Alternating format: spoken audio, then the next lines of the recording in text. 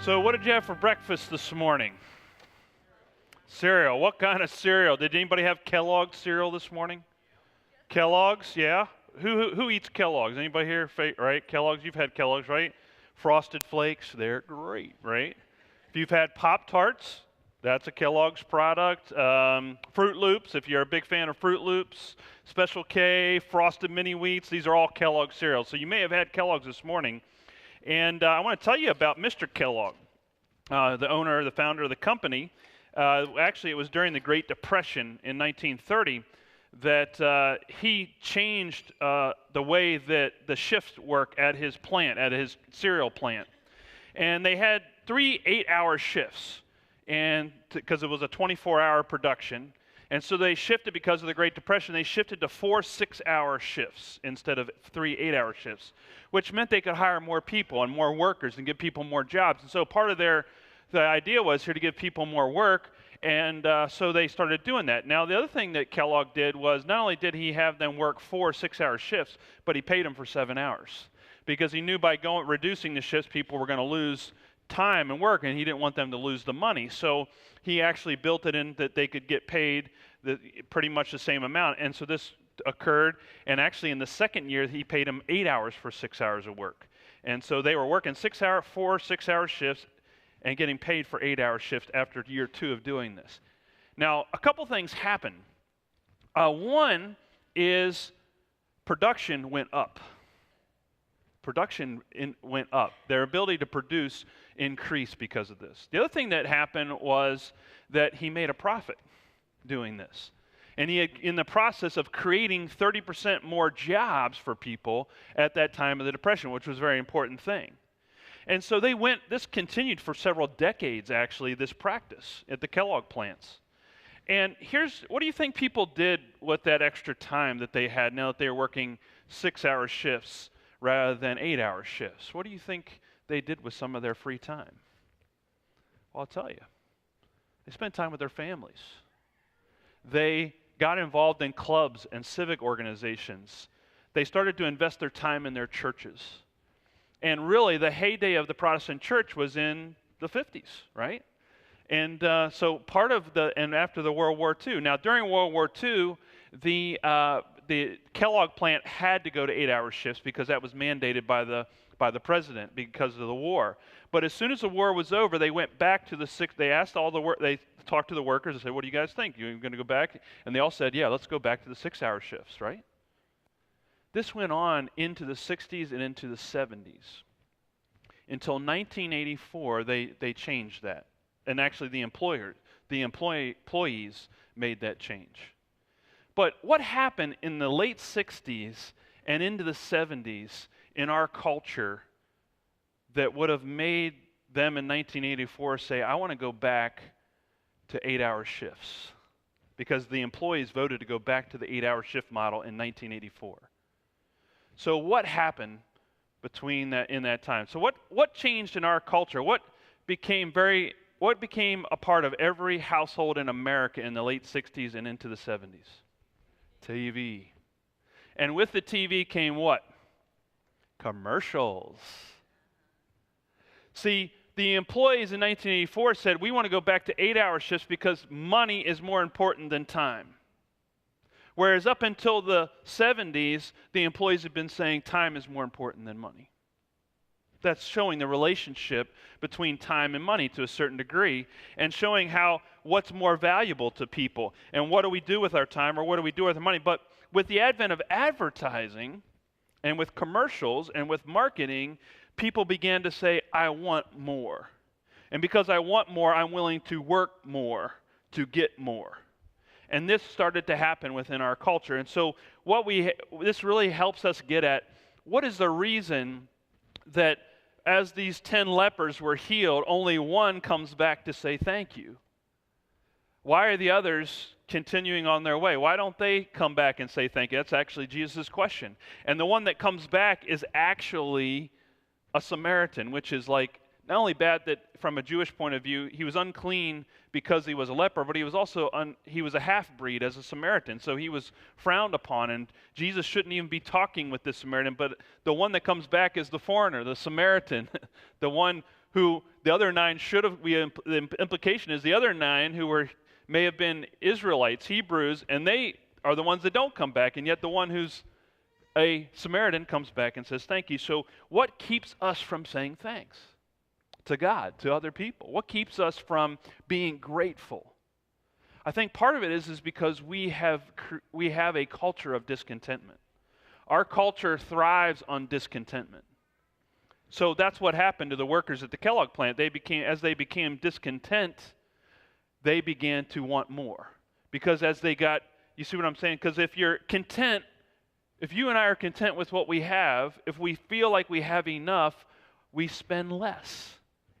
And so we'll only spend if we feel discontent. We spend because we feel like we need more or don't have enough or there's just not enough. And so we want to get more, whatever that is. And so we're willing to spend the time that we need to do that. Now, if you don't think it's changed that much, this church started 60 years ago, 1954. Actually, this July will mark 60 years of ministry here at Glenmar.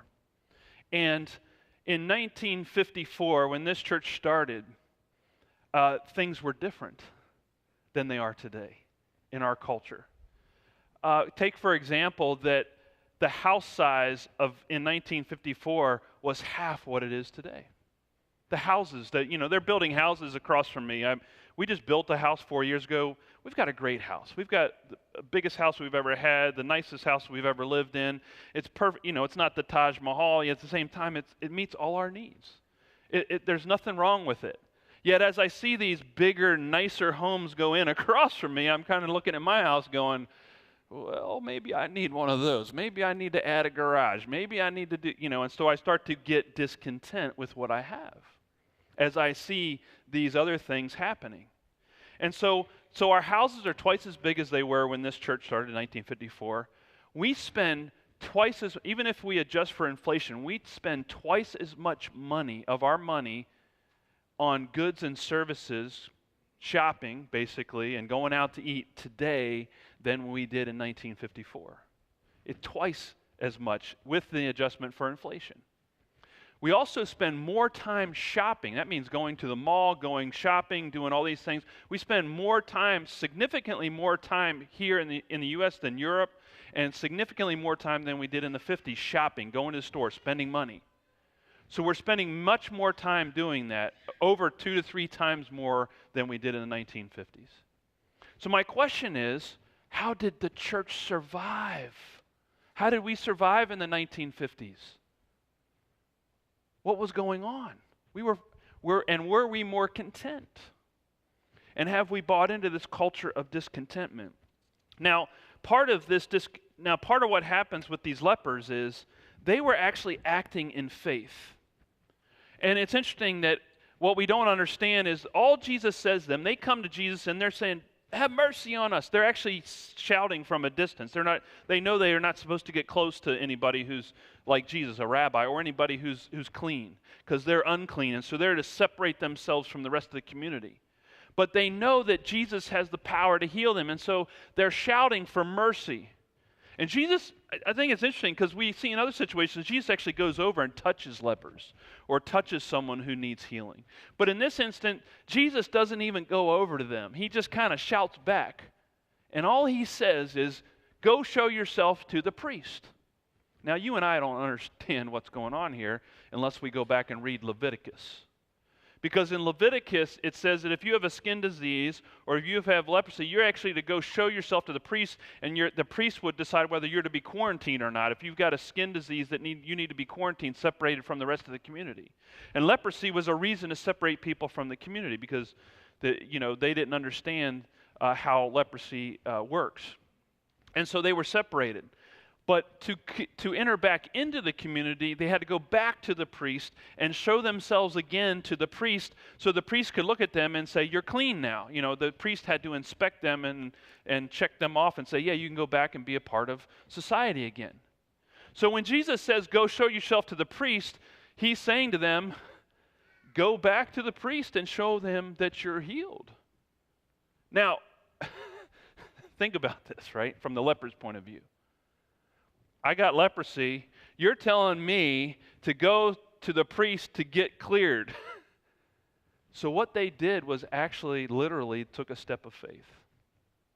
That as they walked to go see the priest, they began to be healed. And that's why Jesus says, your faith has made you well. Because you trusted my word. You trusted me, what I told you. And as you trusted me and what I told you to do, you were healed. It was an act of faith that they entered in. It was their faith to just go, even though they didn't know what was going to happen next. But as they went, they began to be healed on the way to the priest. And that's where the one stops, and the other 9 go rushing off to the priest, and the one comes back and says, thank you. But what I am saying is this was an act of faith. They trusted that God was going to take care of them on the way. And I think a lot of times we forget that God takes care of us on the way. How many of us, has God taken care of you? All the time, right? Up to this point in life, has God been taking good care of you? Has God been providing for your need? I see everybody's got clothes, everybody's had their breakfast hopefully this morning. If you didn't, let me know. I got some Kellogg's we can get you hooked up with. But think about it. So if God has provided and taken care of us up in this point on the journey, isn't it a step of faith to continue to say, God, I know you're going to take care of me tomorrow and the next day and the next week and the next month and the next. And so when we're being thankful, we're also saying, God, I know you're going to take care of me in the future. I'm thanking you for taking care of me in the past. I'm also acknowledging that I trust you. I have faith in you to take care of my future. And that as I go on this journey of life, I know that you will take care of me. No matter what comes or how difficult it gets, God, you're going to be with me. And so that creates also contentment. That faith of knowing that God will take care of us and God has taken care of us. Now, so gratitude comes from faith. Now, the other thing that goes on here is I think the other 9 may be in a hurry to get to the priest. They're like, oh, I'm getting healed. Let's get over there quick before something changes. Let's get there to the priest before we're not healed anymore. Let's show him right away. And so I think they're in a hurry to get to the priest, and it's that hurriedness that keeps them from stopping and say, I need to go back and thank Jesus, like the Samaritan.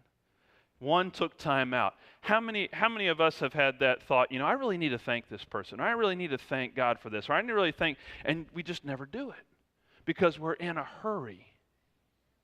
And I think not only do we have a culture of discontent, but I think we are in a culture, and if you ever travel outside of Howard County to other parts of not the world, I'm not even saying go to other parts of the world, just go to another part of our nation, you will see the pace of life change.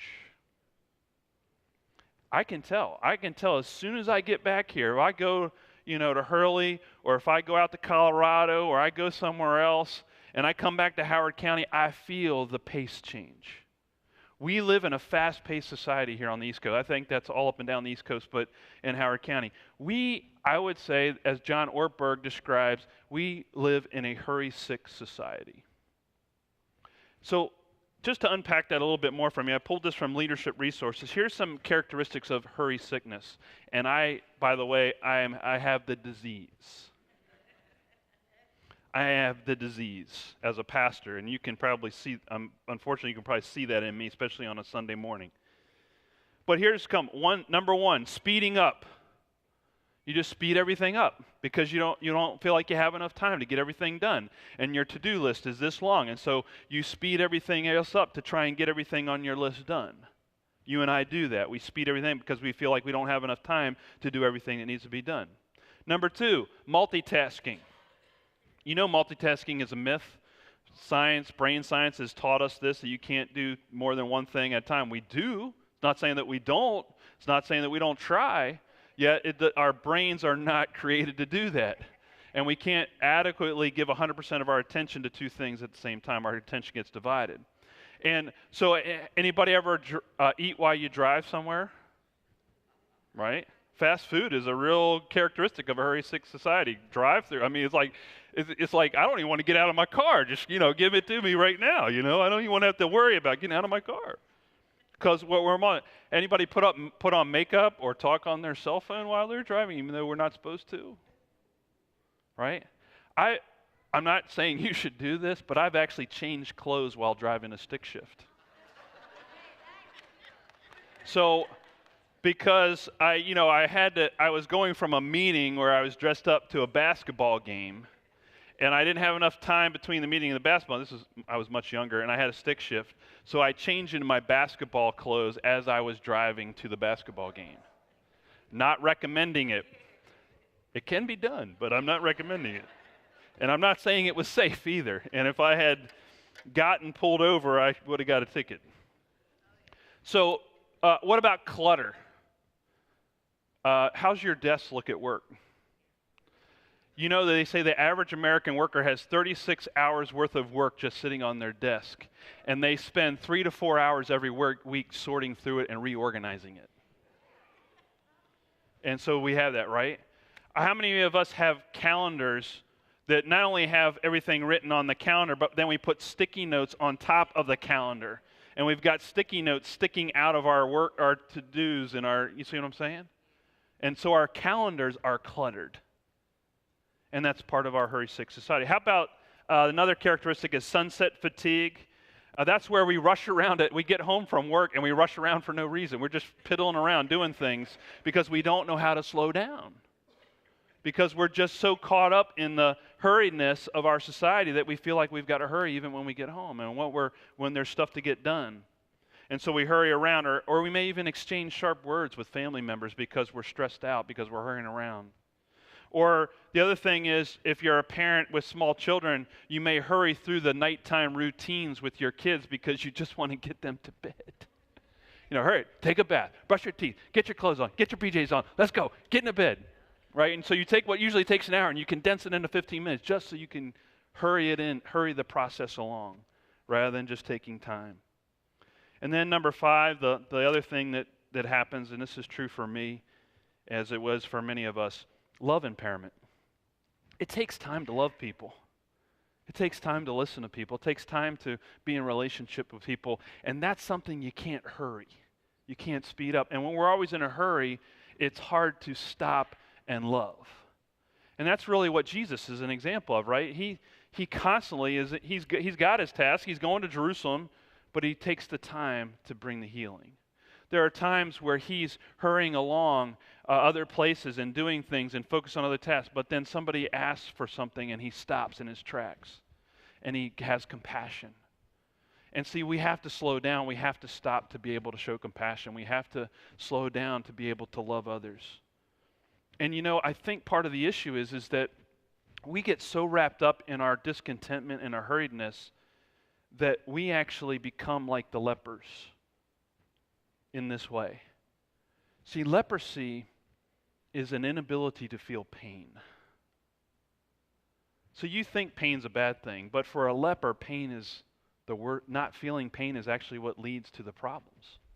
Because they can't feel it if they put their hand on the stove, they don't feel the burn, they don't feel the cut. They don't know about the infection that sets into that cut that then infects their body and then they lose that limb. They don't know that pain doesn't warn them that they need to do something. They need to treat something, that something needs to be taken care of. And so they've become desensitized to pain. I suggest that in our hurry-sick and our discontent culture, that we become desensitized to what we're experiencing. Wayne Muller put it this way. I've been reading a book about Sabbath, and he puts it this way in his book on Sabbath. He says, "The more hurried and rushed we are, the more we are willing to trade happiness for desire. And over time, the less we are able to discern the difference between the two." That we're not really pursuing happiness anymore, we're just pursuing desires now. And it's that discontentment and that hurriedness that just keeps us running after these desires after desire after desire. And we're just running from one desire to the next desire rather than just experiencing contentment and joy and happiness and just being content. Because we're always in a hurry. Because gratitude comes when we slow down. Gratitude will happen when we take the time to say thank you. When we, like the one leper, the Samaritan leper, come back and say, thank you, God. Thank you for all that you're doing in my life. Thank you for what you're doing.